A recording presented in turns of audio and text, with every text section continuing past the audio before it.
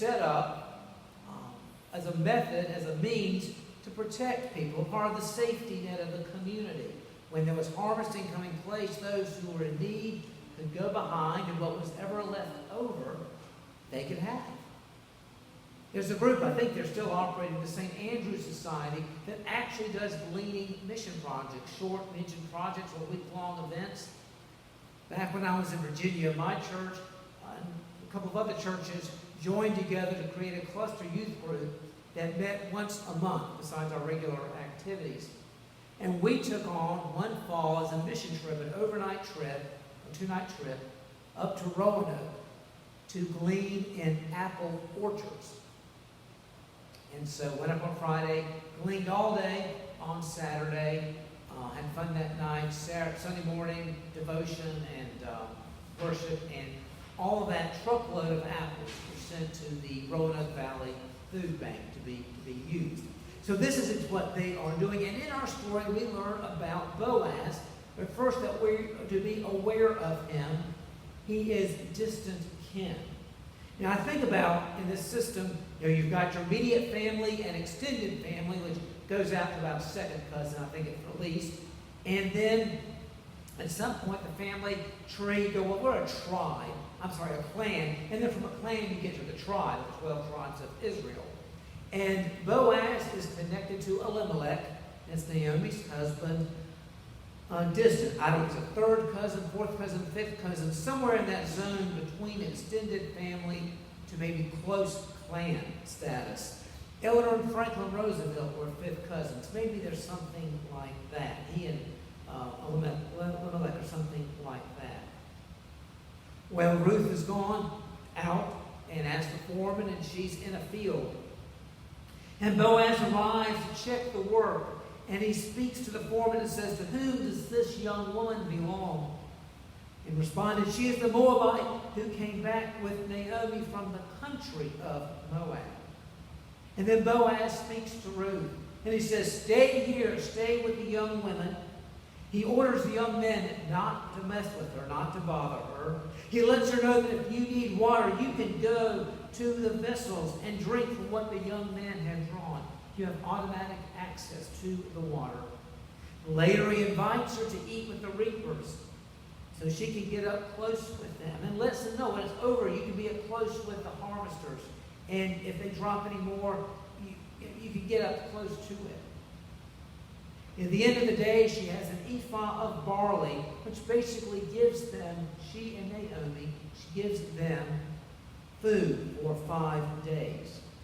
So if you had really good reapers, there would not be much left over. One commentator compared gleaning to somebody going out and looking for aluminum cans, getting a whole mess of aluminum cans, turning them in. They get some money, a little bit maybe for the day. And she was able to get enough, just 1 day's work, food for 5 days.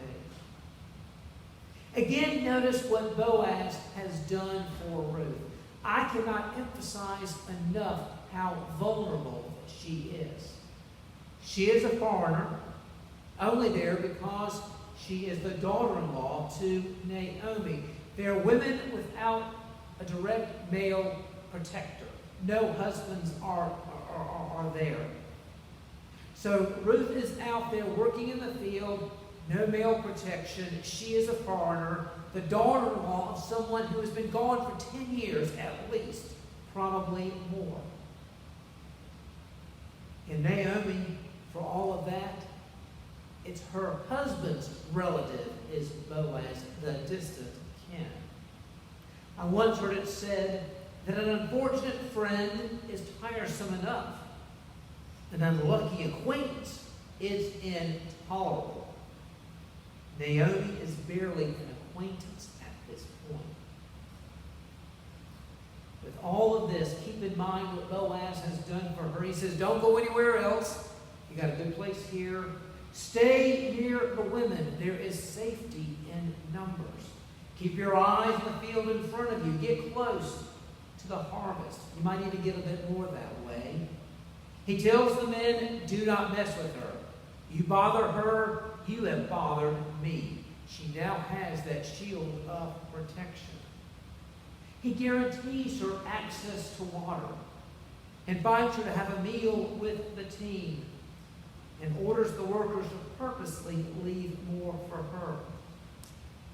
When we did that cleaning many years ago, we were actually working at apple orchard that belonged to some Mennonites. They had read their scripture. And so they had left some in the trees and some in the ground, more than maybe was usual. Now we adults, we picked from the trees, and the young people, and I think because this time last year we were on the mission trip, they're the ones, okay, y'all go down the ground, okay? Y'all remember. But the grown-ups, we did the trees. But we had enough to fill a truck. She is there, like I said, access to the water, invited to eat with the workers in the lunchroom, so to speak. He has given her a seat. It may not be with cool kids, but she's not sitting with the dorks either. She has gone from being an outsider to the outer edge of the middle ring. As I think of that, I think of the observation of that.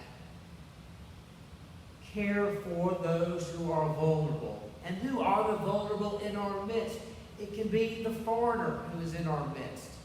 And easy to take advantage of people in that situation. Years ago, high school, I worked at Sears, where America shops for gifts of value. And that was the slogan. And this English woman was there, I guess visiting people she knew, obviously. She was there for a reason, to be in a place like Hickory. But she was there and she bought something and just kind of opened her wallet. She didn't really understand how our currency worked.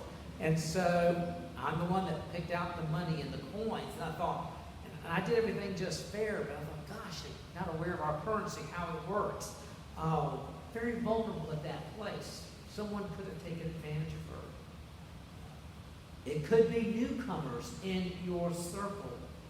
Again, thinking back to Virginia, my last Presbyterian meeting, there was a fellow that had come there to serve a church in Lynchburg. And a long story short is that basically 10 years before, when I was thinking about seminary, we knew some people in common, and he said, you ought to speak with them.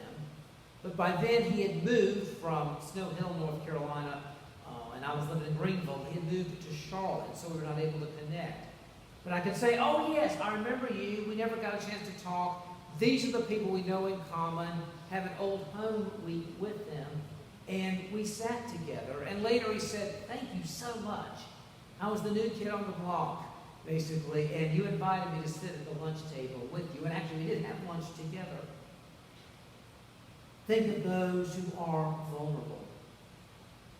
The story goes of a hobo back in the 30s, traveling and spending the night with the family. It was agreed he could spend the night. He stayed out in the barn, but he could spend the night. He had a meal with the family, and the next day he would work. Do some day labor work and be paid that late afternoon, and then move on. He wasn't supposed to spend the night with them again. And so he did just that. And he worked the next day, and it got to be the end of the day, and the father said, time to move on. And that was that. Well, the hobo got a bit of revenge in that he marked the house with a sign saying, a dishonest man lives here. Don't trust him. But there was nothing that he could really do. And then there are friends who are in tough places who need help. And that's often the toughest because sometimes we don't know how desperate it is, how challenging it is, or how we can respond. But this calls us to respond to those who are in a vulnerable place. That is why when I looked for another lesson of the New Testament connection, I thought of the words of Paul that are there in your bulletin. I thought of the example of Jesus helping the woman whose daughter was possessed, helping Jairus whose daughter had died. So I've had a reflection and an observation, and here is an application for us today. A simple point is that Ruth had options, and she pursued them. She had an option, at least one option, and she pursued it. She went to the foreman, she got permission to work, and she went out and did it. The point is she asked, she saw an opportunity, and she took it, even going into choppy water. We are navigating choppy waters at this time. We are figuring out a way where not even the Waze app has found a route for us. The future is always uncertain, but there are seasons of life when we have a pretty good big picture of where things are going, and we navigate day to day. But right now, we do not have a solid idea of where things are going. We're back to worshiping in the sanctuary, but this is not a done deal. The book, the novel of COVID-19 pandemic, it's not over. We've simply begun a new chapter. We don't know how long we'll be worshiping in this format. We don't know what the fall will be looking like. And what do we do at this time? Well, over the past several months, I've been in Zoom meetings. I've watched webinars amongst churches of what to do and options to do. One of the biggest takeaways, I get, is to start asking, what does this make possible? What can we be doing in the ways ahead? To start looking at what opportunities are out there. I have an aunt who was good friends with the wife of the pastor of her church. And this wife did a lot of tutoring in the projects. And she always tried to give good practical advice for those with whom she worked. Remember, with one fellow she said, do you want to know what the secret of survival is? And with his world, definitely had his attention. And she said, suck up and lay low. Another bit of advice that she would give to them was, you always have options. Don't panic. Think through what your options are. That's a call for us at this season. One analogy I've heard is that there's the blizzard, there's winter, and there's the little ice age. A blizzard lasts a day or two and can knock you off for a couple of weeks. Winter lasts for months. A little ice age lasts for a period. This whole thing could be a 12 to 18-month journey for us. We don't know. Our call is to look now for opportunities. And what can we do, and how can we do it maybe differently? And finally, a pastoral note. Last week, sermon number 1 was entitled Life Interrupted. And I talked about how Naomi and her husband Elimelech were facing a time of famine in their home, Bethlehem. The house of bread was without bread. And so they went to Moab and reinvented themselves. They brought their sons. The sons got married.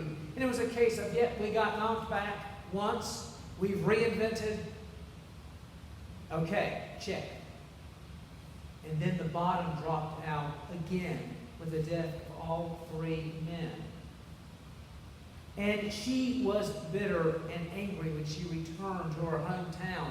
Naomi means pleasant. And they said, isn't that Naomi? And she said, don't call me pleasant. Call me bitter. Call me Mara. The Lord has done me wrong. You may still be there. Today it's not about easy answers, quick solutions, 4 steps, and we're all good as new. Today's takeaway is very simple. Be kind to those who are vulnerable, as Jesus was kind to us. Look for options. The Holy Spirit is at work. And if you are still just mad and sad and grieving, stay there as long as it's healthy. And then move when it's healthy to move. But newsflash, God can handle your anger. If that's where you are right now, okay. God is strong enough to handle it. If you're worshiping with us today by YouTube, thank you.